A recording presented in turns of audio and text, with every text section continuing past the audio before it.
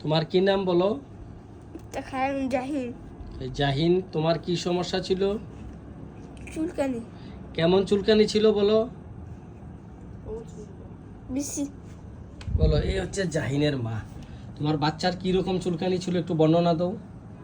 বেশি, অনেক বেশি চুলকানি ছিল, মানে মাংসগুলো খুললে যাওয়ার মতো, তারপর রক্ত ফর্ত ফাইটা ফাইটা যায় গেছে, হাতগুলা বেড়ে পুরো শরীরে এক ইঞ্চি জায়গাও ফাঁক ছিল না।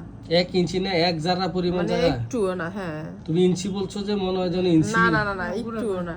এই বাচ্চাটির ওপর থেকে পায়ের শরীরের এই নিচ পর্যন্ত একদম অঙ্গ প্রত্যঙ্গ যত আছে এত বেশি চুলকানি, ক্ষত বিক্ষত, পচা লেগে গেছিল যে মানে বাচ্চাটাকে দেখে আমারই মায়া লাগছিল। তো আমরা তাকে ধৈর্য ধরে ওষুধ দিয়েছিলাম সালফার। এই সালফারের ওষুধে সে এখন সম্পূর্ণ ভালো আছে।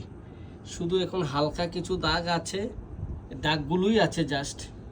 উড়াও উড়াও উপর ঘুরো, একটু দাগগুলোই আছে। আলহামদুলিল্লাহ, কি পরিমাণ চুলকানি ছিল এই দাগগুলো দেখলেই বোঝা যায়। দেখি পাগুলা দেখাও, কি পরিমাণ চুলকানি ছিল। এই দাগগুলো দেখলেই আমরা কিছুটা আশ করতে পারি। এই যে অসংখ্য কোটি কোটি লাখ লাখ দাগ, এই যে দাগগুলো দেখে আমরা কিছুটা অনুমান করতে পারি সে কতটা ভয়াবহ ছিল। কিন্তু এই বাচ্চা ছেলেটি একটা কথা বলতো যে আমি এই হোমিও ওষুধ ছাড়া অন্য কোনো ওষুধ খাবো না। কি বলতো বলো? যদি বলতাম অন্য ডাক্তার ওষুধ, না আমি হোমিও ওষুধ খাবো। তার এত বিশ্বাস ছিল আমার প্রতি যে অন্য ওষুধ, এত কষ্ট পাইতেছিল বাচ্চাটা, এত বেশি কষ্ট পাইতেছিল, সে কোনোভাবে তাকে অন্য কোনো ডাক্তার, অন্য কোনো পেথি বা মলম বা কোনো ওষুধ তাকে খাওয়াইতে পারতো না। সে আমার ওষুধ ছাড়া অন্য ওষুধ খাবে না, এইটুকু বিশ্বাস রেখে চিকিৎসা চালাইতেছিল। তো এই তো হচ্ছে তার বড় খালা। এই বড় খালা কি নাম? আমার নাম লিপি।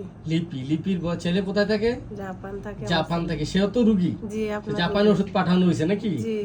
এই লিপি তার খালারও প্রচন্ড চর্মরোগ ছিল।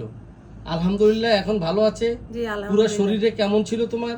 পুরো শরীর কত বিক্ষত পচে গেছে, কুষ্ঠটি শোকে অনেক কষ্ট পাইছি। অনেক কষ্ট পেয়েছে, ধৈর্য ধরে সেই ট্রিটমেন্টটা ধরে রেখেছে। আলহামদুলিল্লাহ এখন 100% না 99%? 100% ভালো। 100% ভালো আছে। এই ছেলেটাও সেই ধৈর্য ধরে ওষুধটা খেয়েছিল, তার ধৈর্যের কারণে সে এখন তুমি এখন সম্পূর্ণ ভালো আছো? বলো আলহামদুলিল্লাহ। আলহামদুলিল্লাহ। তা আমরা ভিডিওটি করলাম আরেকটি চর্মরোগের সাকসেসফুল কেস। এই সাকসেসফুল কেসটি আমি সবাইকে শেখার জন্য, যারা জুনিয়র হোমিওপ্যাথ আছেন, ছাত্রছাত্রী আছেন, তাদের শেখানোর জন্য এই ভিডিওটি আবার করে রাখলাম। হোমিওপ্যাথির আরেকটি জঘন্য হোমিওপ্যাথির একটা সাকসেসফুল কেস আমার ইউটিউবে আবার আপলোড করব ইনশাল্লাহ। তো তোমাকে ধন্যবাদ ভিডিওটি করার অনুমতি দেওয়ার জন্য।